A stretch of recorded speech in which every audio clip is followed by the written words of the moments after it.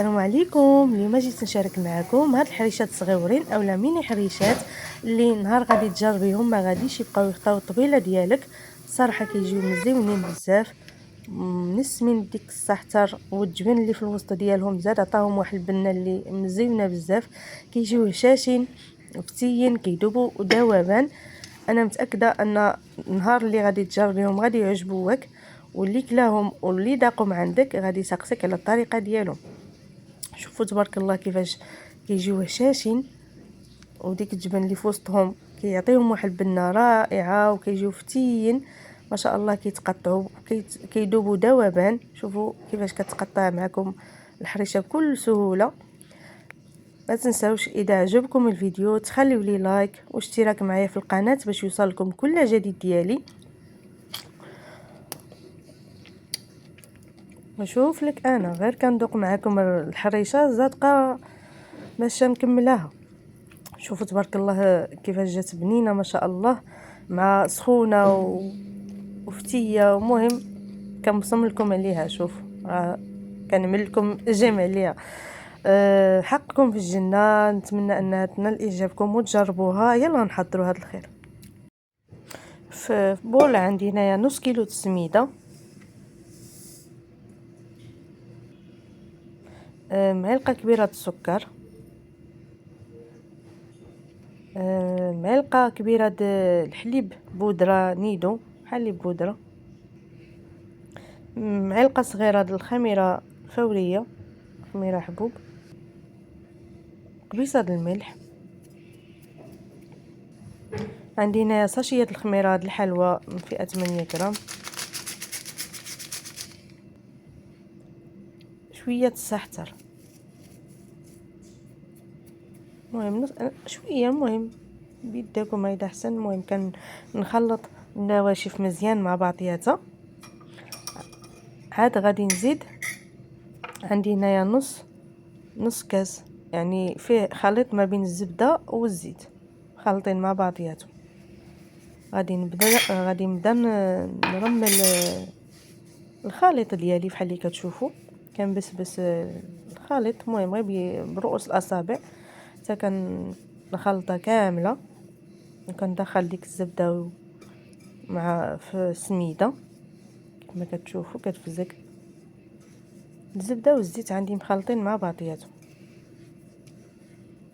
كنبسبسوا السميد ديالنا بهذه الطريقه هذه. صافي هنا بعد ما بسبسو غادي نحيد منه واحد شويه باش نبقى نفند فيه، والاخر غادي نخلطو بالماء. ممكن تستعملوا الحليب، ممكن انا عملت لكم الماء يعني باش كيف الماء كيف الحليب، يعني تجمعوه بالحليب. بغيتو تجمعوه بالحليب، بغيتو تجمعوه بالماء، بنفس هذا كيجيو مزيونين بجوج بيهم.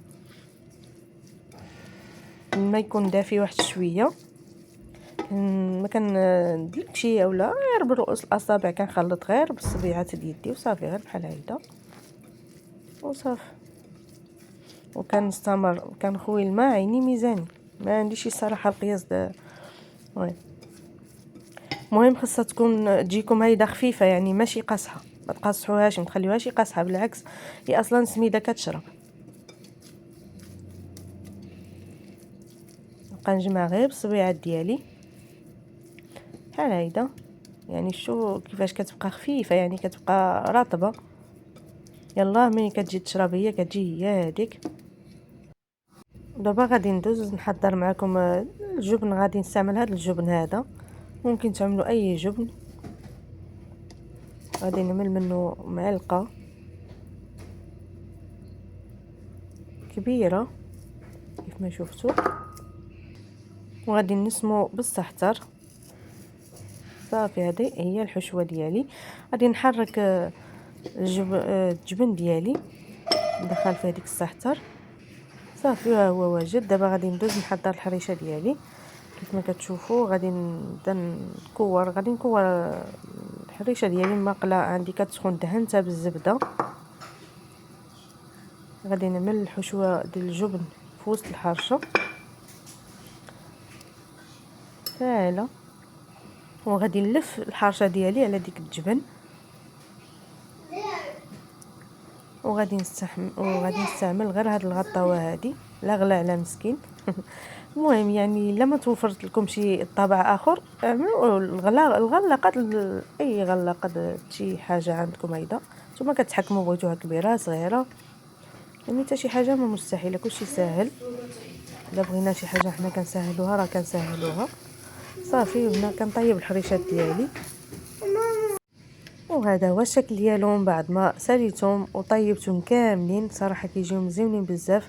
نتمنى انهم ينالوا اعجابكم وتجربوهم. ما تنساوش عاوتاني اذا عجبكم الفيديو تخليو لي لايك واشتراك وكومونتير زوين وتدعموني، لان بالدعم ديالكم راه كنمشيو وكنستمروا وكنزيدوا نحطوا بزاف ديال الوصفات. وشكرا لكم بزاف. سلامه.